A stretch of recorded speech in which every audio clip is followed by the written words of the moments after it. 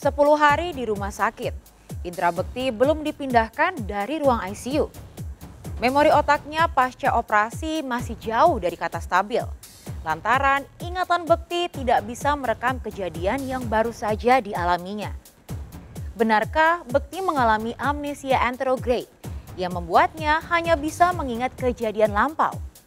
Demi mendapatkan kesembuhan total, benarkah Bekti harus menjalani kembali operasi otak? Sebelum menyaksikan jawabannya, izinkan saya, Maria Andromeda, pamit undur diri dari hadapan Anda. Saksikan terus Barista, berita artis ternama setiap Sabtu dan Minggu hanya di RCTI.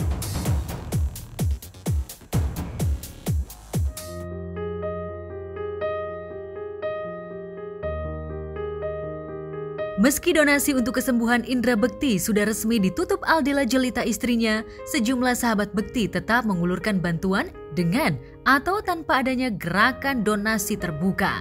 Mereka tahu semasa sehat, Bekti adalah pribadi menyenangkan yang selalu peduli pada teman-temannya. Dalam berbagai kesempatan, Bekti ingin selalu membuat temannya ceria, meski ia sendiri tengah dirundung masalah. Solidaritas Bekti terhadap rekan selebriti yang sakit pun sudah teruji.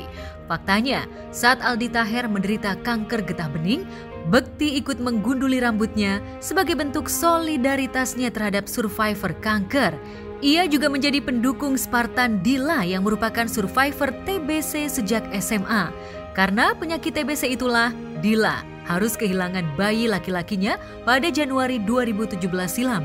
Kebersahajaan dan sisi humanis seorang Bekti itulah yang membuat sejumlah sahabat ingin ikut berada di garda depan dalam penyembuhan Bekti. Saya akan open, saya akan kasih tahu, dan saya ini bukan ngemis ya, dagang ya. Saya dagang harta milik saya kasih untuk Kak Dila, dan saya juga pengemis. Saya mengemis kepada Allah. Saya mengemis ridho Allah. Kenapa? Wajar saya. Di Al-Quran tertulis, ya, kita sodako, kita nyumbang. Boleh terang-terangan. Yang nggak boleh itu maksiat. Jadi kalau aku dan teman aku mengajak, misalnya ada teman-teman artis, ya nggak apa-apa kalau kita punya berkat, ya kan, dan kita tergerak untuk memberkati sahabat kita yang sedang sakit, why not?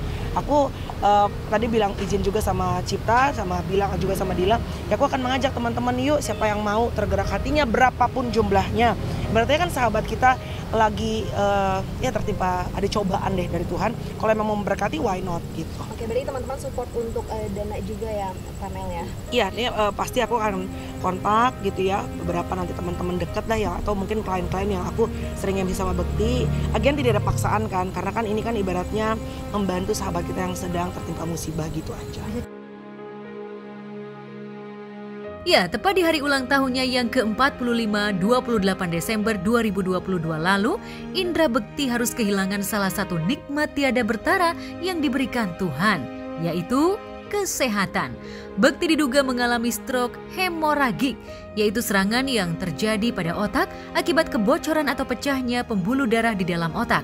Hal itulah yang membuat Bekti harus menjalani 2 kali operasi dalam 2 hari. Ada kasus rekan kita, Bapak Indra Bekti yang mengalami perdarahan otak dan dilakukan tindakan ya. Kalau stroke atau problem pada pembuluh darah otak itu ada 2 macam ya. Ada yang sumbatan, juga ada yang karena pecah pembuluh darah otak. Nah, kalau stroke karena sumbatan itu angkanya lebih besar, sekitar 85% tuh stroke tuh karena sumbatan pembuluh darah otak. Nah, tapi yang 15% sisanya yang karena pecah pembuluh darah otak, nah itu bisa disebabkan karena banyak faktor ya. Bisa karena pecahnya itu karena dia memang ada hipertensi. Kalau pembuluh darah otak pecah tidak semuanya harus dioperasi. Tergantung dari lokasinya, tergantung juga dari volume dari perdarahannya, seperti itu. Ya kalau di otak itu ya terbagi 2 kompartemen ya, ruangan atas dan ruangan bawah. Kalau ruangan yang bawah itu ruangannya lebih kecil, itu isinya adalah batang otak dan dan cerebellum atau otak kecil. Nah itu kalau ada perdarahan 15 cc pun itu harus dikeluarkan. Kalau yang atas, ruangan atas, kompartemen atas, perdarahan tuh 30 cc batasannya untuk dioperasi atau tidaknya, seperti itu. Namun dampak dari ruang otak yang tergenang cairan membuat memori otak Bekti terancam rusak atau hilang sebagian. Ini ngerti sebenarnya gitu loh. Nah, bilang sayang sama lo, tapi lo harus tahu, gue sangat sayang sama lo. Ya? Apa? Iya, I love you too dong. Thank you. Oh iya. I love you too. Cepat sembuh ya, nggak suka di ruangan ini, pulang biar ada Netflix, aku bisa tiktokan ya nanti. Cepat sembuh ya Bukti, lo akan tiap hari di sini nungguin lo. Apanya? Apa katanya? Kalau makan gratis, enggak dong, gue beli. Ya udah Bukti, istirahat ya. Ya.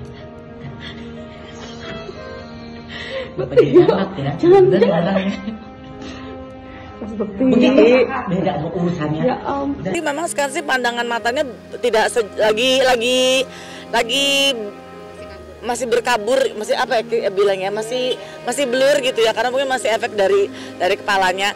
Kan kemarin kan Bekti sempat pakai drainase di kepalanya supaya mengurangi cairan kepala. Waktu terakhir aku ketemu beberapa hari lalu cairannya masih pekat, masih banyak gitu. Nah tadi tinggal 100 mili dan warnanya sudah agak bening gitu. Jadi ya saya melihat ada hal progres yang sangat banyak dari waktu tanggal 1 kemarin. Enggak, kalau memori lama alhamdulillah justru dia malah inget banget kecilnya gitu kan. Ya itu kalau dari keluarga dekat alhamdulillah dia inget semua sampai tante-tante, papa almarhum, mama, eyang gitu tuh.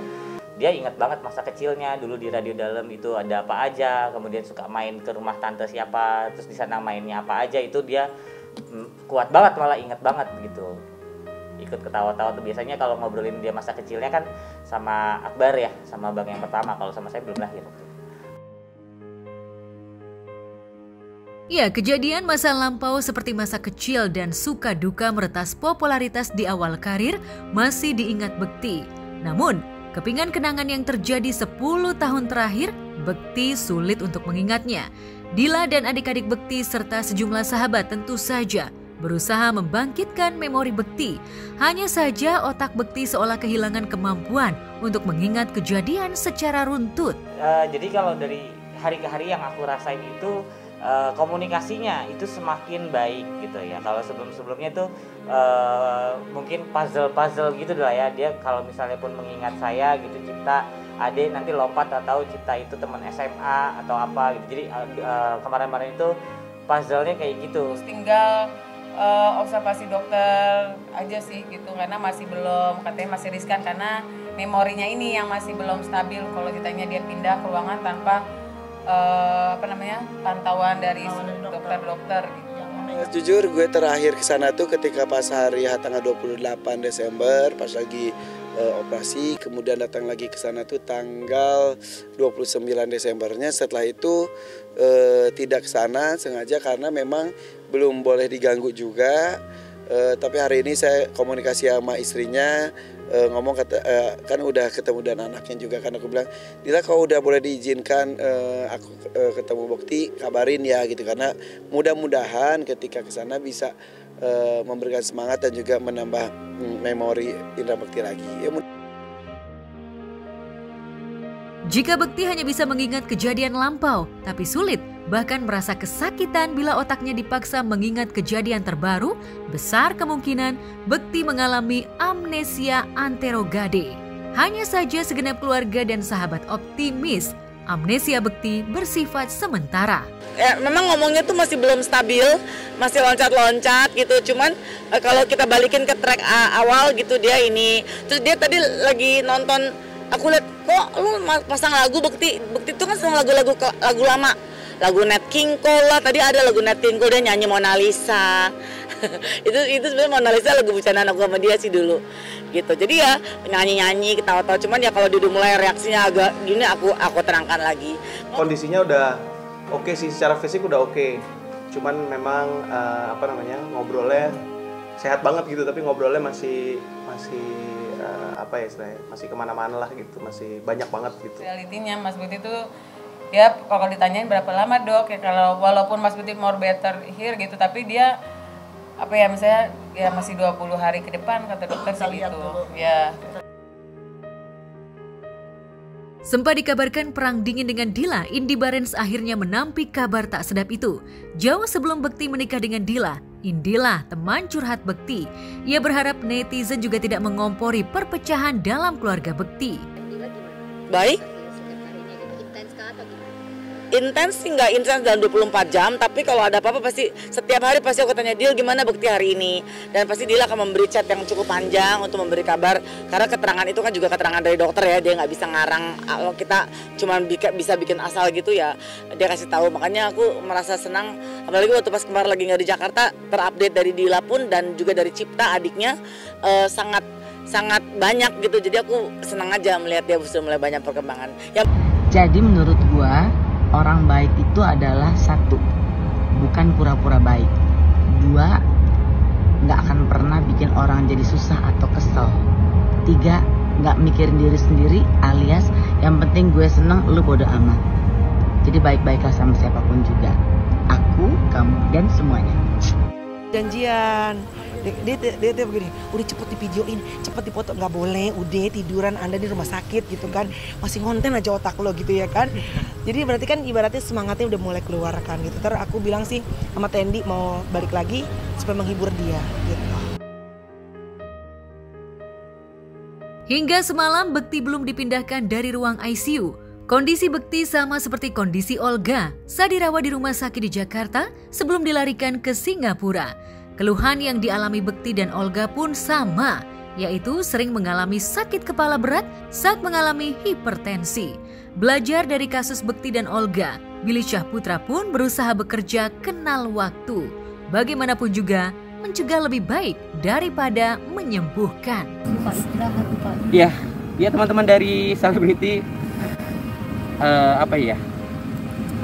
kebanyakan ya sakit karena faktor memang kan kita sebagai orang industri ya, orang entertain, bekerja di televisi memang ya ujung-ujung sakitnya karena kecapean. Dari kecapean makanya mungkin nggak teratur atau jorok, dari situ bisa menyebabkan banyak penyakit lainnya. Ya mungkin ini pelajaran buat siapapun lah di dunia entertain, teman-teman dari artis. Ini juga pelajaran buat gue. Memang gue tuh sering banget menemui teman-teman atau rekan-rekan selebriti yang memang sakitnya karena faktor kecapean, memang diporsir. Ketika diporsir, makan gak teratur, sering begadang dan sampai akhirnya sakit lah. Sakitnya gue juga nggak tahu. Ibarat kata mungkin kecapean, dari kecapean mungkin entah pusing lah, entah apa sampai merebet gitu. Kalau cuma sekedar dikata takut kan tidak akan, it's not gonna solve anything, right gitu. Yang penting at the end of the day, Tyson selalu bilang sama saya, control the controllable. Hal yang kita bisa kontrol kita lakukan. Makan dijaga, stres nggak mungkin gak ada stres, tapi di manage, and then pola hidup, olahraga sehat. Tapi kan ada hal, kadang-kadang things happen in life ya dong. Kita udah hidup sehat, udah ini. Ya kalau itu udah kehendak Tuhan. Jadi kita hanya mengontrol hal yang kita bisa kontrol sebagai manusia. Dia mau pulang, dia ulang-ulang cuman bosan Tendi, aku pengen pulang, aku nggak suka di hotel ini, dia bilangnya hotel. Ini rumah sakit Bekti. Ya mungkin karena nyaman kali ya, dan dia juga merasa dipulihkan ya. Dia bilang pengen pulang gitu aja sih. Ya pada prinsipnya sih nggak ada orang yang mau kena musibah gitu, dan musibah ini terjadi pada sahabat saya, sahabat teman-teman semua. Jadi saya udah nggak mikirin hal-hal yang nggak penting buat saya pikirin, saya cuma mentingin Bekti cepat pulih dan bisa kembali pulang bersama dengan kita semua. Itu aja sih. Ya mudah-mudahan ini lagi penyembuhan, doakan kembali pulih. Amin.